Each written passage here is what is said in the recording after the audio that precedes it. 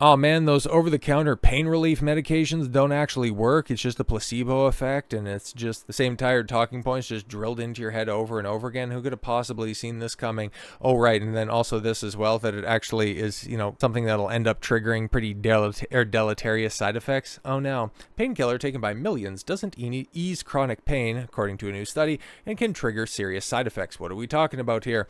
A new analysis suggests that millions of Americans with chronic pain are being prescribed an opioid that does a little to ease their suffering. Wow, that's a problem in and of itself, so let's dig in.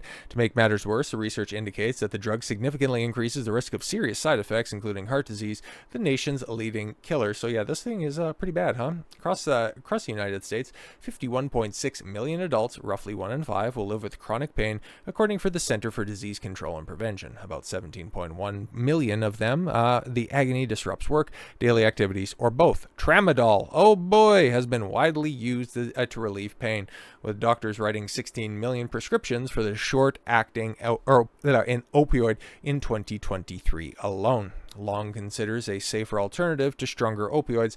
Tramadol isn't as heavily regulated as other drugs in its class and has a reputation for causing fewer side effects and carrying a lower risk of addiction. Conflicting findings from a limited research that has been published prompted a group of Danish scientists. Is Tramadol really effective and safe for treating chronic pain? Well, I think we kind of already spoiled it with the headline, but let's continue. To find out, they reviewed 19 clinical trials involving 6,506 people taking tramadol to manage chronic pain stemming from ailments such as fibromyalgia, osteoarthritis, and nerve damage or dysfunction. The average age of the participants was 58. Tablets were in main form of the medication, with treatment lasting between 2 and 16 weeks. Holy crap, the pooled analysis showed that while tramadol eased some pain, the effect was small and fell well below the threshold considered clinically effective. 8 of the trials also found that tramadol users faced a higher rate of serious side effects. Statistical analysis showed that they had twice the odds of suffering harm linked to the drug compared to those on a placebo during follow-up periods of 7 to 16 weeks. This increased risk of largely driven by the higher number of cardiac events, including chest pain, coronary artery disease, and congestive heart failure. Tramadol also appeared to raise the risk of milder side effects such as nausea, dizziness, constipation, and sleepiness. The drug may be linked to a higher risk of certain cancers, though researchers called this finding questionable due to the short follow-up period. Yeah, just the overall damage of, opioid abuse coupled with, just its absolute lack of efficacy. If that's not bad enough, could also give you cancer. Good stuff. The potential harms associated with tramadol use for pain management likely outweighs the limited benefits.